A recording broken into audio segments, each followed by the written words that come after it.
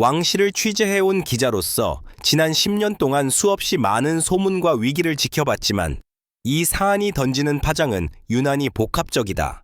문제의 핵심은 한 문장으로 요약된 자극적인 표현에 있지 않다. 오히려 그 문장이 만들어낸 맥락, 반응, 그리고 해석의 층위가 어디까지 확장되는가에 있다. 이번 장에서는 확인이라는 단어가 어떤 의미로 사용되었는지, 그리고 2022년이라는 시간이 왜 다시 소환되었는지를 차분히 풀어본다. 이는 사실의 단정이 아니라 왕실을 둘러싼 담론의 구조를 분석하는 작업이다. 2022년은 영국 왕실에 있어 전환의 해였다. 오랜 통치 끝에 시대가 바뀌었고 국민의 시선은 자연스럽게 새로운 질서와 인물들에게 집중되었다. 이러한 시기에는 사소한 의혹도 과장되어 증폭되기 쉽다. 왕실 내부의 행정, 재정, 의전은 일반 대중에게 거의 공개되지 않기에 베일에 쌓인 영역이라는 인식이 늘 따라붙는다. 이 인식이 바로 각종 추측과 음모론이 자라나는 토양이 된다. 궁전이 확인했다는 표현은 언론에서 가장 강력한 수사 중 하나다. 그러나 실제로 왕실이 내놓는 입장은 대개 극도로 절제되어 있다. 공식 대변인의 문장 하나, 표현 하나가 몇 주간의 해석 싸움으로 이어진다. 이번 사안에서도 마찬가지였다. 특정 사건과 특정 인물의 이름이 나란히 언급되었을 뿐, 그 내용은 법적 판단이나 사실 인정과는 거리가 있었다.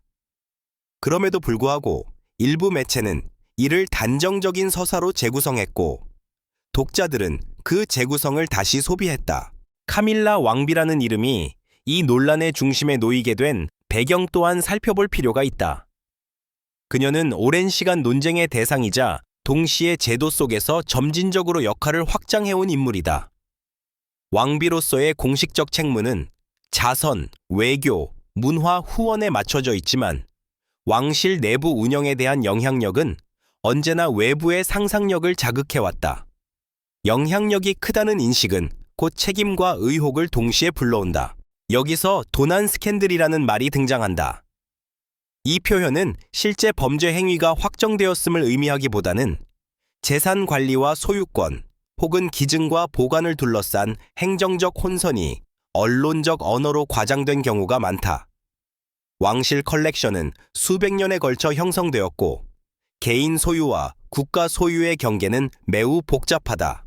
2022년에 제기된 문제 역시 이러한 구조적 복잡성에서 출발했다는 분석이 지배적이다. 그럼에도 불구하고 왜 특정 인물이 주도자라는 단어와 함께 언급되었을까? 언론은 이야기의 중심을 필요로 한다. 익명의 제도보다 이름 있는 인물이 서사의 긴장감을 높인다. 이는 독자의 이해를 돕는 동시에 오해를 확대 재생산하는 양면성을 지닌다. 왕실 보도를 오래 해온 기자라면 이 위험성을 잘 알고 있다. 그래서 사실과 해석, 확인과 추정 사이의 선을 반복해서 그어야 한다. 이번 논란에서 흥미로운 점은 왕실 내부의 침묵과 외부의 소음 사이의 대비다. 공식 문서는 최소한의 설명만을 담고 있었지만 소셜미디어와 온라인 매체는 그 공백을 상상으로 채웠다. 이는 현대 왕실이 더 이상 전통적 언론만을 상대하지 않는다는 현실을 보여준다. 정보의 속도는 빨라졌고 맥락은 종종 사라진다. 또 하나 주목할 대목은 확인이라는 말이 법적 책임을 의미하지 않는다는 점이다. 이는 특정 사실 관계가 존재함을 인정하는 것과 그 사실에 대한 해석이나 책임 소재를 인정하는 것 사이의 차이를 드러낸다. 왕실 커뮤니케이션은 이 차이를 유지하는 데 매우 능숙하다. 문제는 대중이 그 미묘한 차이를 얼마나 인식하느냐에 달려 있다. 이 장의 끝에서 분명히 해야 할 것은 우리가 다루고 있는 것은 하나의 확정된 진실이 아니라 2022년이라는 시점에 발생한 사건을 둘러싼 담론의 흐름이라는 점이다. 카밀라 왕비의 이름이 왜, 어떻게 이 이야기의 중심에 놓였는지를 이해하려면 이후 전개될 정치적 사회적 반응까지 함께 살펴봐야 한다. 다음 장에서는 이 논란이 언론에 의해 어떤 방식으로 확대되었고 속보라는 형식이 왕실 서사에 어떤 영향을 미쳤는지를 더 깊이 들여다볼 것이다. 두 번째 장에서는 이 사안이 어떻게 속보라는 형식을 입고 확산되었는지를 살핀다. 왕실 보도에서 속보는 단순한 시간 개념이 아니다. 그것은 독자의 감정을 자극하고 판단을 서두르게 만드는 장치다. 특히 왕실처럼 상징성이 큰 제도에 적용될 때 속보는 사실 전달보다 분위기 조성에 더 큰 영향을 미친다. 속보의 첫 번째 특징은 맥락의 축소다. 긴 시간에 걸쳐 누적된 배경 설명은 삭제되고 가장 강한 단어만이 남는다. 이번 경우에도 궁전, 확인, 스캔들이라는 단어가 하나의 줄로 결합되면서 복잡한 행정적 논의와 내부 검토 과정은 보이지 않게 되었다. 독자는 그 빈자리를 스스로의 상상으로 채우게 되고 그 상상은 대개 가장 극적인 방향으로 흐른다. 두 번째 특징은 출처의 모호함이다. 왕실은 하나의 목소리처럼 보이지만 실제로는 여러 부서와 대변인, 문서가 존재한다. 속보 기사에서 인용되는 궁전 관계자나 왕실 소식통이라는 표현은 사실상 해석의 여지를 크게 남긴다. 이는 언론이 법적 책임을 피하면서도 이야기의 신뢰도를 유지하기 위해 사용하는 오래된 방식이다. 문제는 이 표현이 반복될수록 확인되지 않은 정보가 마치 공식 입장처럼 인식된다는 점이다. 세 번째는 경쟁이다. 디지털 환경에서 왕실 뉴스는 클릭수를 보장하는 콘텐츠다. 한 매체가 먼저 자극적인 프레임을 제시하면 다른 매체들은 이를 수정하거나 검증하기보다 비슷한 어조로 재생산하는 경향을 보인다. 그렇게 해서 하나의 해석이 다수의 기사로 증식하고 그 자체가 여론으로 굳어진다. 이 과정에서 사실 여부를 따지는 질문은 점점 뒤로 밀려난다. 카밀라 왕비의 이름이 속보 문장에 포함된 순간 개인의 이미지와 제도의 신뢰가 동시에 시험대에 올랐다. 왕비라는 지위는 단순한 개인이 아니라 상징이다. 따라서 그녀를 둘러싼 어떤 의혹도 개인적 차원에 머물지 않고 왕실 전체의 도덕성과 투명성 문제로 확장된다. 언론은 이 확장 가능성을 알고 있으며 속보라는 형식은 그 가능성을 최대치로 끌어올린다. 또 하나 주목해야 할 점은 속보 이후의 정정과 해명이 거의 같은 주목도를 얻지 못한다는 사실이다.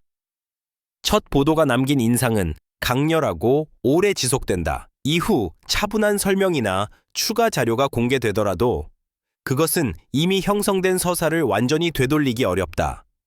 왕실이 전통적으로 신중한 커뮤니케이션 방식을 유지하는 이유도 여기에 있다. 빠르게 대응하는 것이 항상 최선은 아니기 때문이다. 그러나 침묵 역시 해석을 낳는다. 속보가 던진 질문에 즉각적인 답이 없을 경우 공백은 다시 추측으로 채워진다. 이 딜레마 속에서 왕실은 최소한의 언어로 최대한의 오해를 관리하려 한다. 문제는 현대의 정보 환경이 그 속도를 허락하지 않는다는 점이다. 몇 시간의 침묵조차 길게 느껴지는 시대에 왕실의 시간 감각은 종종 시대착오적으로 비친다. 이 장에서 강조하고 싶은 것은 속보가 진실의 시작점이 아니라는 사실이다. 그것은 이야기의 문을 여는 역할을 할 뿐이며 그 문 뒤에는 훨씬 복잡한 구조와 이해관계가 숨어 있다. 속보라는 형식이 어떻게 왕실 서사를 단순화하고 동시에 왜곡할 수 있는지를 이해하는 것은 이후 전개를 읽어내는 데 필수적이다.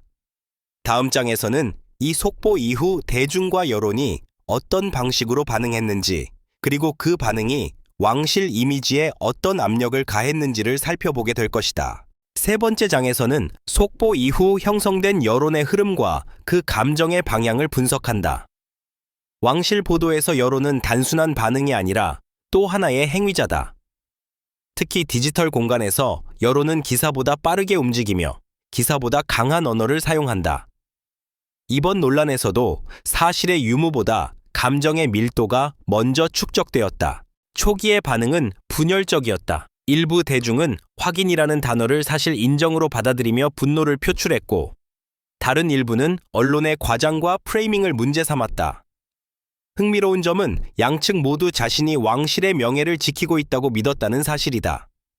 분노는 투명성을 요구하는 정의감의 언어로 포장되었고, 방어는 전통과 절차를 존중하자는 신중함의 언어로 표현되었다. 이렇게 상반된 감정은 서로를 자극하며 확대 재생산되었다. 소셜미디어는 이 과정의 가속기였다. 짧은 문장, 강한 단어, 맥락 없는 인용이 빠르게 순환되며 원래의 사안은 점점 단순화되었다. 복잡한 행정적 쟁점이나 법적 구분은 사라지고 누가 옳은가라는 이분법만이 남았다. 이 이분법은 인물 중심의 서사를 강화했고 카밀라 왕비의 이름은 상징적 표식처럼 사용되었다. 여론의 또 다른 특징은 기억의 선택성이다. 2022년에 제기되었던 문제의 세부 내용은 거의 소환되지 않았지만 그 해가 지닌 상징성은 반복되었다. 전환의 해, 변화의 시기라는 이미지가 현재의 논란과 겹쳐지면서 과거의 불안이 현재의 의혹을 정당화하는 도구로 작동했다. 이는 사실 검증보다는 감정의 연속성을 중시하는 여론의 속성을 보여준다. 언론 역시 여론의 영향을 받는다. 클릭수와 반응 지표는 기사 배치와 후속 보도의 방향을 결정한다. 그 결과 설명적 기사보다 논쟁적 해석이 더 자주 등장했고 전문가의 신중한 분석은 감정적인 칼럼에 밀려났다. 왕실 보도를 오래 해온 기자로서 이런 흐름은 낯설지 않지만 그 속도와 강도는 이전과 비교할 수 없을 만큼 커졌다. 이 과정에서 왕실의 이미지 관리 전략은 시험대에 올랐다. 전통적으로 왕실은 장기적인 신뢰를 중시해왔고 단기적 여론의 파도에 휘둘리지 않으려 했다. 그러나 이번 사안에서는 파도의 높이가 문제였다. 침묵은 품위를 유지하는 선택이었지만 동시에 무관심이나 회피로 해석될 위험을 안고 있었다. 여론은 답을 원했고 그 답이 지연될수록 의혹은 더 많은 이야기를 만들어냈다. 주목할 점은 여론이 반드시 사실을 요구하지 않는다는 점이다. 많은 경우 여론은 서사를 요구한다. 시작과 갈등, 책임의 주체가 명확한 이야기 말이다. 이 요구는 언론과 소셜미디어가 함께 만들어낸 결과이며 왕실처럼 복잡한 제도는 그 요구에 맞추기 어렵다. 그 간극에서 오해가 발생하고 오해는 다시 분노로 이어진다. 세 번째 장의 결론은 명확하다. 이번 논란에서 여론은 단순한 반응자가 아니라 사건의 의미를 재구성하는 적극적인 주체로 기능했다. 사실의 경계가 흐려질수록 감정은 선명해졌고 그 감정은 왕실의 상징적 인물에게 집중되었다. 다음 장에서는 이러한 여론의 압력이 왕실 내부의 의사결정과 커뮤니케이션 방식에 어떤 변화를 요구했는지 그리고 그 변화가 실제로 어떻게 나타났는지를 살펴볼 것이다. 네 번째 장에서는 여론의 압력이 왕실 내부의 의사결정과 소통 방식에 어떤 균열과 조정을 요구했는지를 다룬다. 외부에서 보이는 왕실은 단일한 얼굴을 가진 조직처럼 보이지만 내부는 관료적 절차와 전통, 현대적 요구가 교차하는 복합적 구조로 이루어져 있다. 논란이 커질수록 이 구조는 시험대에 오른다. 우선 가장 먼저 감지되는 변화는 내부 검토의 속도다. 왕실은 통상적으로 느리고 신중한 검토 과정을 선호한다. 문장 하나, 표현 하나가 상징을 훼손할 수 있기 때문이다. 그러나 이번 사안에서처럼 여론의 파도가 거셀 때 기존의 시간표는 더 이상 유효하지 않다. 몇 주에 걸쳐 준비하던 입장이 며칠 혹은 몇 시간 단위로 압축된다. 이는 전통과 현대의 충돌이 가장 선명하게 드러나는 지점이다. 두 번째는 책임의 배분 방식이다. 왕실 내부에서는 특정 개인에게 책임을 귀속시키는 것을 극도로 경계한다. 제도의 연속성과 안정성이 우선이기 때문이다. 하지만 외부의 요구는 정반대다. 여론은 이름을 원하고 얼굴을 원한다. 이 간극을 메우기 위해 왕실은 종종 추상적인 표현과 제도적 언어를 사용한다. 절차의 문제, 관리상의 개선 필요성과 같은 문구가 반복되는 이유가 여기에 있다. 이 과정에서 카밀라 왕비의 위치는 특히 민감했다. 그녀는 공식적으로 정치적 권한이나 행정적 결정권을 갖지 않지만 상징적 영향력은 매우 크다. 내부적으로는 이 상징성을 보호해야 할 자산으로 인식하면서도 외부에서는 그 상징성이 곧 책임으로 전환된다. 왕실의 커뮤니케이션 팀은 이 두 인식을 동시에 관리해야 하는 어려운 과제에 직면했다. 또 하나의 변화는 자문 구조의 확대다. 전통적으로 왕실은 소수의 신뢰받는 고문과 관료에 의존해왔다. 그러나 디지털 여론의 복잡성을 감당하기 위해 최근에는 미디어 분석가와 여론 전문가의 의견이 더 자주 참고된다. 이번 논란 역시 단순한 사실 해명보다 어떤 언어가 어떤 반응을 불러올지에 대한 계산이 중요해졌다. 이는 왕실 커뮤니케이션이 점점 전략적 성격을 띠고 있음을 보여준다. 흥미로운 점은 내부 논의가 반드시 외부 대응으로 이어지지는 않는다는 사실이다. 많은 결정은 말하지 않기로 하는 선택으로 귀결된다.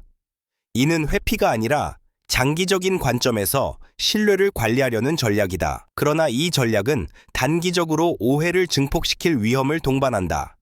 이번 사안에서도 일부 침묵은 의도된 것이었지만 그 의도는 충분히 전달되지 않았다. 왕실 내부의 또 다른 고민은 선례다. 한번 특정 유형의 논란에 적극적으로 대응하면 이후 유사한 사안에서도 같은 수준의 대응이 요구된다. 이는 제도의 일관성을 흔들 수 있다. 따라서 이번 논란에 대한 대응은 단발적인 위기 관리가 아니라 앞으로의 기준을 설정하는 문제로 인식되었다. 이 때문에 결정은 더욱 신중해질 수밖에 없었다. 네 번째 장에서 드러나는 핵심은 여론의 압력이 왕실을 즉각적으로 변화시키기보다는 내부의 긴장과 재조정을 촉발했다는 점이다. 전통적 침묵과 현대적 투명성 사이에서 왕실은 균형점을 찾으려 했고, 그 과정은 외부에서 보기에 때로는 모순적으로 비쳤다. 다음 장에서는 이러한 내부 조정이 실제로 어떤 메시지와 행동으로 표면화되었는지, 그리고 그 결과가 논란의 방향을 어떻게 바꾸었는지를 살펴볼 것이다. 다섯 번째 장에서는 내부의 조정과 숙고가 어떤 형태의 메시지와 행동으로 외부에 드러났는지를 살펴본다. 왕실의 대응은 종종 눈에 띄지 않게 설계된다. 공식 성명 한 줄보다 일정의 배치, 행사 참석의 방식, 표현의 미묘한 변화가 더 많은 의미를 담는다. 이번 사안에서도 그러한 조용한 신호들이 연속적으로 나타났다. 가장 먼저 감지된 변화는 언어의 선택이었다. 이후 공개된 문서와 발언에서는 단정적 표현이 사라지고 과정과 원칙을 강조하는 문장이 늘어났다. 이는 특정 사건을 고립된 문제로 보지 않고 제도의 운영 전반 속에 위치시키려는 시도였다. 개별 사안보다는 관리 체계, 개선보다는 지속적 검토라는 표현들이 반복되며 책임의 방향을 개인에서 구조로 이동시키는 효과를 낳았다. 동시에 일정의 상징성이 조정되었다.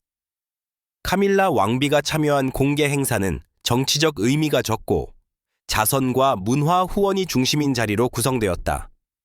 이는 논란과 직접적으로 연결되지 않으면서도 공적 역할의 연속성을 보여주는 선택이었다. 왕실 보도에 익숙한 독자라면 이러한 일정 배치가 우연이 아니라는 점을 읽어냈을 것이다. 말하지 않게 보여주는 방식은 왕실이 오래전부터 사용해온 소통 전략이다. 이러한 신호는 언론의 해석을 다시 불러왔다. 초기에는 비판적 어조가 우세했지만 점차 분석적 기사와 배경 설명이 늘어났다. 일부 매체는 속보 중심의 보도를 되짚으며 2022년 사안의 법적 행정적 맥락을 재조명했다. 이는 여론의 피로감과도 맞물려 있었다. 강한 감정은 오래 지속되기 어렵고 시간이 흐를수록 독자는 설명을 요구한다. 또 하나의 중요한 변화는 왕실 주변 인물들의 발언이었다. 공식 대변인이 아닌 자문 역할을 해온 인사나 전직 관계자의 인터뷰가 등장하며 간접적인 해명이 이루어졌다. 이들은 개인적 의견이라는 형식을 취했지만 메시지는 일정한 방향성을 공유하고 있었다. 이는 왕실이 직접 나서지 않으면서도 담론의 방향을 조정하려는 전형적인 방식이다. 이 과정에서 논란의 프레임도 서서히 이동했다. 누가 주도했는가? 라는 질문은 어떤 구조가 이런 오해를 낳았는가? 라는 질문으로 바뀌기 시작했다. 이는 책임을 회피하기 위한 전술이 아니라 사안을 지속 가능한 방식으로 관리하려는 시도로 해석될 수 있다. 물론 모든 독자가 이 변화를 긍정적으로 받아들인 것은 아니지만 최소한 논의의 수준은 한 단계 깊어졌다. 중요한 것은 이러한 메시지와 행동이 즉각적인 결론을 제시하지 않았다는 점이다. 왕실은 사건을 종결짓기보다 시간을 통해 의미를 희석시키는 전략을 선택했다. 이는 위험을 동반하지만 장기적으로 제도의 안정성을 유지하는 데 효과적일 수 있다. 실제로 논란의 강도는 점차 낮아졌고 다른 이슈들이 여론의 중심을 차지하기 시작했다. 5번째 장의 요지는 분명하다. 왕실의 대응은 단순한 해명이나 부인이 아니라 언어와 상징, 일정과 침묵을 결합한 복합적 메시지였다. 그 메시지는 논란을 즉시 해소하지는 못했지만 방향을 전환시키는 데에는 일정 부분 성공했다. 다음 장에서는 이 전환이 카밀라 왕비 개인의 이미지와 왕실 전반의 신뢰도에 어떤 장기적 영향을 남겼는지, 그리고 그 영향이 앞으로의 왕실 보도에 어떤 기준을 제시하는지를 살펴보게 될 것이다. 6번째 장에서는 이 논란이 남긴 장기적 흔적, 특히 카밀라 왕비 개인의 이미지와 왕실 전반의 신뢰도에 어떤 변화를 가져왔는지를 살핀다. 단기적 파장은 잦아들었지만 상징의 세계에서 변화는 서서히 축적된다. 왕실 보도의 시간은 느리지만 그 느림 속에서 기준과 기대는 미묘하게 이동한다. 먼저 개인 이미지의 층위를 보자. 카밀라 왕비는 오랜 시간 적응의 서사를 통해 공적 역할을 확장해왔다. 논란 이전까지 그녀의 이미지는 성실함, 지속성, 그리고 제도에 대한 헌신으로 요약되었다. 이번 사안은 그 이미지에 균열을 냈다기보다 해석의 폭을 넓혔다고 보는 편이 정확하다. 지지자들은 신중함과 절차 존중의 상징으로 그녀를 재확인했고, 비판자들은 영향력의 크기에 비례한 설명 책임을 요구했다. 같은 행동이 상반된 평가를 받는 전형적인 상징 정치의 장면이었다. 이미지 변화의 핵심은 기대치다. 논란 이후 대중은 카밀라 왕비에게서 더 명확한 투명성을 기대하기 시작했다. 이는 개인의 의지라기보다 시대적 요구의 반영이다. 왕실 구성원은 법적 권한보다 상징적 권위를 통해 영향력을 행사해왔지만 디지털 시대의 대중은 그 상징의 설명 가능성을 요구한다. 이 요구는 앞으로의 공개 일정 발언의 톤, 그리고 주변 인물의 언어 선택에까지 영향을 미치게 된다. 왕실 전반의 신뢰도 역시 동일한 궤적을 그렸다. 급격한 하락이나 회복이 아니라 신뢰의 기준이 이동했다. 과거에는 침묵과 품위가 신뢰를 담보했다면 이제는 최소한의 설명과 맥락 제공이 신뢰의 조건으로 추가되었다. 이번 사안은 그 전환을 가시화한 계기였다.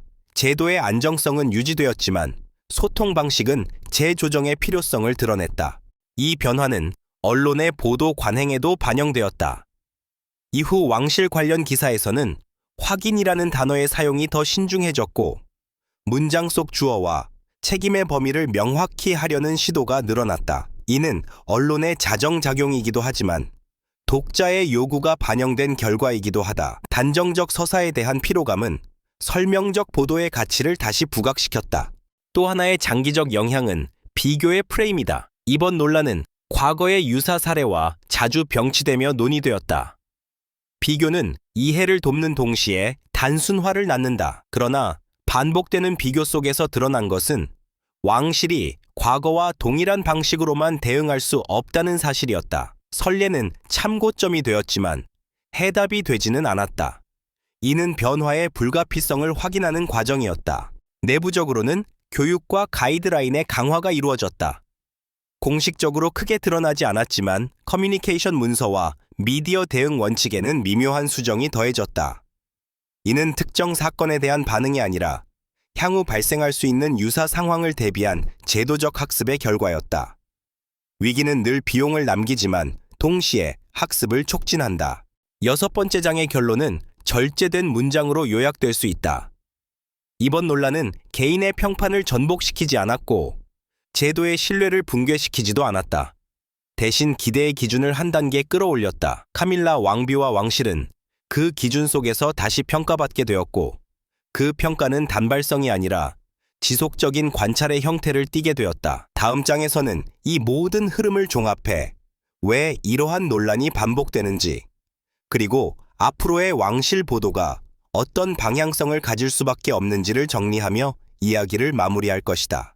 7번째 장에서는 지금까지의 흐름을 종합해 왜 이러한 논란이 반복되는지, 그리고 앞으로 왕실 보도가 어떤 방향으로 나아갈 수밖에 없는지를 정리한다. 이는 특정 사건의 결론을 내리는 장이 아니라 왕실과 언론, 그리고 대중 사이의 관계가 어떻게 재편되고 있는지를 보여주는 관찰의 기록이다. 첫째로 확인할 수 있는 것은 구조적 반복성이다. 왕실을 둘러싼 논란은 언제나 비슷한 조건에서 발생한다. 정보의 비대칭, 상징의 집중, 그리고 변화하는 미디어 환경이 그 조건이다. 왕실은 본질적으로 공개를 전제로 설계되지 않은 제도다. 반면 현대 사회는 설명을 요구한다. 이 간극이 존재하는 한 어떤 사안이든 확인이라는 단어 하나로 폭발적인 해석을 낳을 수 있다. 둘째는 인물 중심 서사의 불가피성이다. 제도는 추상적이지만 인물은 구체적이다. 언론과 대중은 이야기를 이해하기 위해 얼굴과 이름을 찾는다. 그 과정에서 상징적 위치에 있는 인물은 의도와 무관하게 서사의 중심에 놓인다. 이는 공정하지 않을 수 있으나 미디어 서사의 작동 방식이기도 하다. 왕실 보도가 늘 개인의 도덕성과 책임을 과도하게 호출하는 이유가 여기에 있다. 셋째는 언어의 힘이다. 이번 논란은 하나의 단어가 얼마나 많은 의미를 실을 수 있는지를 보여주었다. 확인은 사실의 인정이 될 수도, 존재의 인정이 될 수도, 혹은 단순한 언급에 불과할 수도 있다. 그러나 그 미묘한 차이는 속보의 속도 속에서 쉽게 사라진다. 앞으로의 왕실 보도에서 언어 선택이 더욱 중요한 이유다. 넷째는 대중의 역할 변화다. 대중은 더 이상 수동적인 소비자가 아니다. 해석하고, 확산하고, 때로는 보도의 방향을 바꾼다. 이는 책임의 분산을 의미하기도 한다. 여론은 정의를 요구하지만 동시에 서사를 단순화한다. 이 이중성은 앞으로도 계속해서 왕실과 언론을 압박할 것이다. 다섯째로, 왕실의 대응 방식 역시 변화의 길목에 서 있다. 전통적 침묵은 여전히 유효한 전략이지만 그것만으로는 충분하지 않다. 설명과 맥락 제공, 그리고 일정 수준의 투명성은 선택이 아니라 조건이 되어가고 있다. 이는 제도의 본질을 훼손하지 않으면서도 시대적 요구에 적응해야 하는 어려운 과제다. 여섯째는 언론의 책임이다. 속보 경쟁은 피할 수 없지만 해석의 절제는 선택할 수 있다. 이번 사안은 단정적 보도가 얼마나 빠르게 여론을 고착화시키는지를 보여주었다. 동시에 시간이 지나며 설명적 보도가 다시 힘을 얻는 과정도 확인되었다. 이는 왕실 보도가 단순한 소비재가 아니라 공적 담론의 일부임을 상기시킨다. 마지막으로 남는 질문은 이것이다. 이러한 논란은 앞으로 줄어들 것인가? 현실적으로 보자면 그렇지 않을 가능성이 크다. 다만 그 양상은 달라질 것이다. 더 빠르게 시작되고 더 복잡하게 전개되며 더 많은 해석을 동반할 것이다. 중요한 것은 그 속에서 사실과 해석, 책임과 상징을 구분하려는 노력이 유지되는가다. 이 7번째 장에서 도달하는 결론은 단순하다. 왕실을 둘러싼 논란은 특정 인물의 문제가 아니라 시대와 제도의 충돌에서 발생한다. 카밀라 왕비의 이름이 등장한 이번 사안 역시 그 충돌의 한 장면이었다. 앞으로의 왕실 보도는 이 충돌을 어떻게 설명하고 어떤 언어로 중재할 것인가라는 질문을 계속해서 던지게 될 것이다. 그리고 그 질문에 대한 답은 하나의 기사나 성명으로 완성되지 않는다. 그것은 시간 속에서 반복되는 보도와 반응을 통해 서서히 형성될 뿐이다.